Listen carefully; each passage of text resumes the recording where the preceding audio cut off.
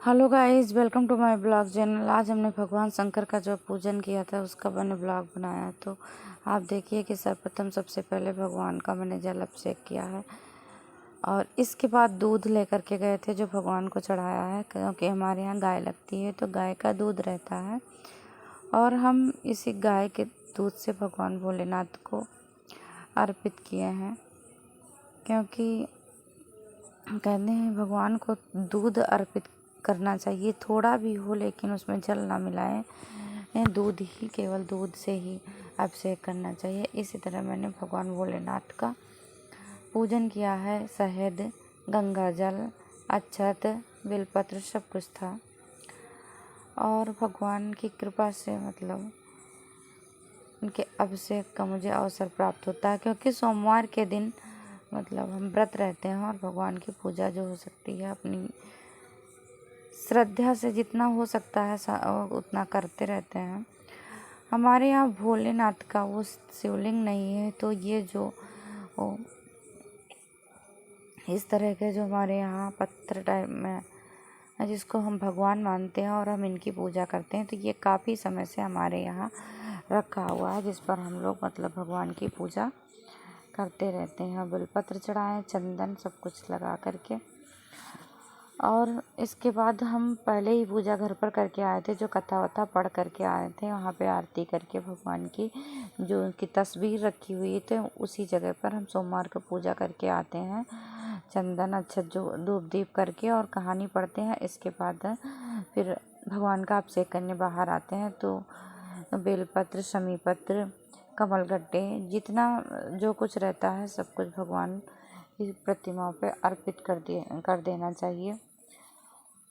कहते हैं कि बड़े श्रद्धा भाव से भगवान भोलेनाथ से जो भी विनती की जाती है भगवान भोलेनाथ उसे अवश्य पूरा करते हैं। इसलिए भगवान की पूजा बड़े श्रद्धा और लगन से करना चाहिए। अब हम लोग तो अभी जितना हो सकता है उतना करते हैं, इससे ज़्यादा तो भगवान का हम लोग कुछ भी नहीं कर सकते हैं भगवान की कृपा से। तो आप फ्रेंड आपको दिखाएंगे कि हमारे यहाँ पर एक शमी पत्र भी लगा है जिसका पेड़ था, तो काफ़ी बड़ा हो गया था तो उसकी शमी पत्र की कटिंग करवा करके उसको मैंने किया है। और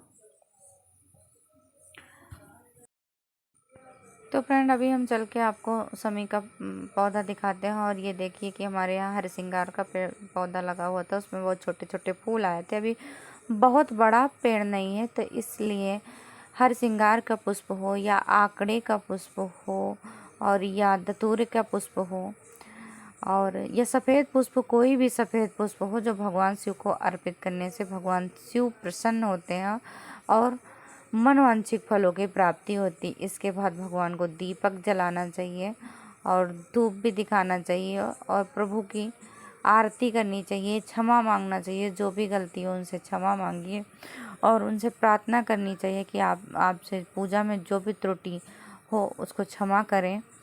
और फिर प्रार्थना करके फिर दीपक रख के जला करके रख देना चाहिए और सब कुछ बार बार उनसे भोलेनाथ से प्रार्थना करनी चाहिए। इसके बाद में फिर आप घर भी आ सकते हैं, लेकिन हमारे यहाँ पे वहीं पे पास में एक सूर्य देव का भी जल अर्पित करते हैं। सूर्य देव को जल अर्पित किया जाता है और बृहस्पति भगवान का एक केले का वृक्ष इसी के पास में लगा हुआ है, तो जिसके जड़ में हम जल अभिषेक करके और फिर भगवान सूर्य देव का और बृहस्पति भगवान की हम पूजा करते हैं, उनसे प्रार्थना करते हैं कि सब कुछ अच्छा हो और फिर आगे चलते हैं। तो देखिए बहुत अच्छा दृश्य लगता है सुबह के समय जब भी ये पूजन करने के लिए भगवान भोलेनाथ के पास जाओ, बहुत सुकून मिलता है आत्मा में और बड़ा अच्छा लगता है। तो भगवान भोलेनाथ से यही प्रार्थना है कि आगे सब कुछ अच्छा ही करें, क्योंकि ज़िंदगी में जो कुछ घटित होना था घट गया। अब भगवान से कहते हैं कि भगवान मेरे साथ भी कुछ अच्छा करिए ताकि हमारा जीवन भी अच्छे से चले और खुश रहें। तो फ्रेंड अभी हम आपको दिखाएंगे, क्योंकि हमारे यहाँ शमी का जो पौधा लगा, हम चल रहे हैं शमी के पौधे पर। ये सब दूध और जल अक्षत बिलपत्र सब कुछ लेकर के समी के पौधे में अर्घ देंगे। और भगवान समी, ये समी देव हैं जो कुंद के सर नाम से इनको जल अर्पित कर देते हैं भगवान को।